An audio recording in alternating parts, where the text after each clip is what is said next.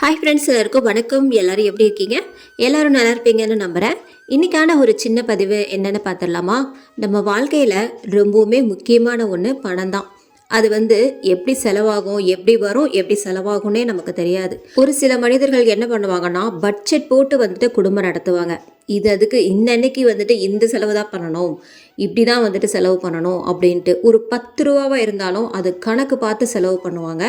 அந்த மாதிரி இருக்கிறவங்க அப்படின்றதுல சேமிப்பு நிறைய அதிகமாகவே இருக்கும். இன்னும் ஒரு சில பேர் என்ன பண்ணுவாங்கன்னா, 10 ரூபா தானே, 20 ரூபா தானே, நம்ம இதெல்லாம் கொடுத்து செலவு பண்ணிடலாம் ஈஸியாக, இதெல்லாம் ஒரு பெரிய காசா அப்படின்லாம் நினச்சி நிறைய பேர் சொல்லுவாங்க. நம்ம மனசில் என்ன தோணணும்னா, 1 ரூபா இருந்தாலும் அது காசு தான், 20 ரூபா, 10 ரூபா, 100 ரூபா இருந்தாலும் அது காசு தான். அதை என்ன பண்ணணும், நம்ம நம்மளால் எவ்வளோ முடியுமோ அவ்வளோ சேமித்து வைக்கணும். சேமித்து வைக்கிறது அப்படின்றது ரொம்ப ரொம்ப நல்ல பழக்கம். அந்த காசு எப்படி வரும்னா, அது கையில் இருந்துக்கிட்டே இருந்ததுன்னா நமக்கு செலவாயிடும்.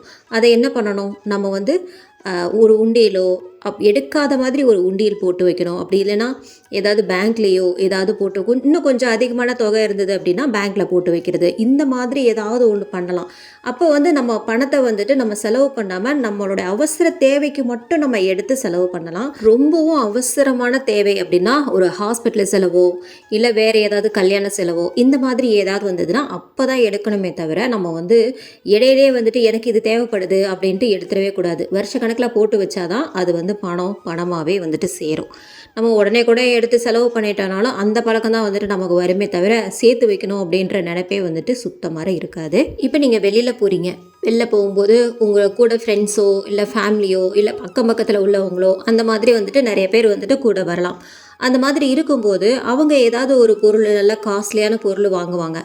அதை பார்த்துட்டு நம்மளும் இதே மாதிரி வாங்கலாம், அவன் வாங்குறான் அப்படின்றதுக்காக நம்மளும் வாங்கக்கூடாது. நமக்கு தேவை இருந்தால் மட்டும்தான் வாங்கணுமே தவிர, நமக்கு தேவையில்லாதப்போ அவங்க வாங்குறாங்க நம்மளும் வாங்கி தான் ஆகணும் அப்படின்னு நினச்சோன்னா நம்மளுக்கு பணம் நஷ்டமாகும். அது நமக்கு தேவையில்லாத விஷயம். இப்போ பார்த்தீங்கன்னா, எதிர் வீட்டுக்காரனோ இல்லை பக்கத்து வீட்டுக்காரனோ நம்மக்கிட்ட பணம் இருக்குது அப்படின்னு நினைக்கணும், நம்ம இவ்வளோ பொருள் வாங்குகிறோம், நம்ம இப்படிலாம் இருக்கோம் அப்படின்னு நினைக்கணுன்றதுக்காக நம்ம வாழக்கூடாது.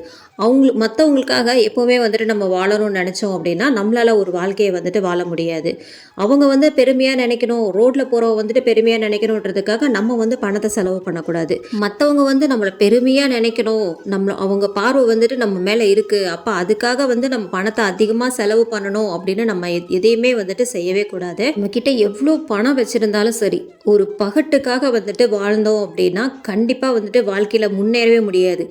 இந்த பணம் நமக்கு இன்றைக்கி இருக்குது அப்படின்னா நாளைக்கு இருக்காது. அதை எப்படி செலவு பண்ணணும், தேவைக்காக மட்டும்தான் செலவு பண்ணவே தவிர, அடுத்தவங்க இந்த மாதிரி பார்க்குறாங்க, அடுத்தவங்க நம்மளை இந்த மாதிரி கிண்டல் பண்ணுவாங்க அப்படின்னு நினச்சிக்கிட்டு நீங்கள் எந்த ஒரு பொருளையும் வாங்கவும் கூடாது.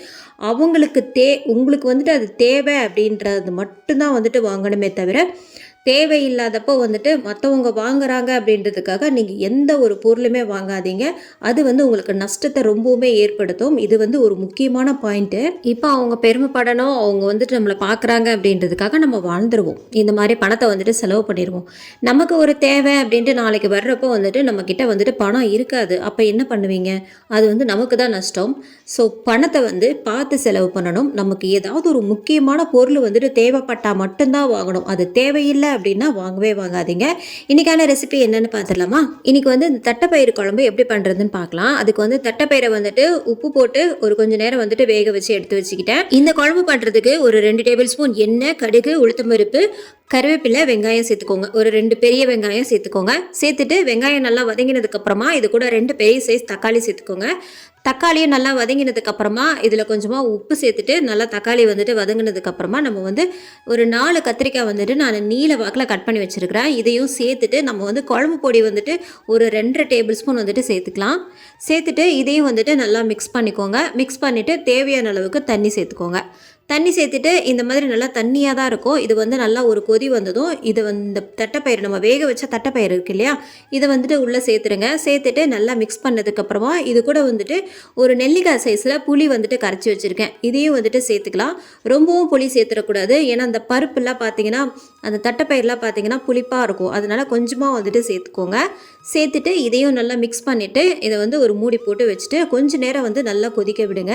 அதுக்கப்புறம் ஒரு 1/4 மூடி தேங்காய் மட்டும் நல்லா ஒரு ஃபைன் பேஸ்ட்டாக அரைச்சிட்டு நம்ம வந்து இதில் சேர்த்துக்கலாம். இந்த தேங்காய் பேஸ்ட்டும் சேர்த்துட்டு நம்ம வந்து இது ஒரு 5 நிமிஷம் போல் நல்லா கொதிக்க விட்டுருங்க.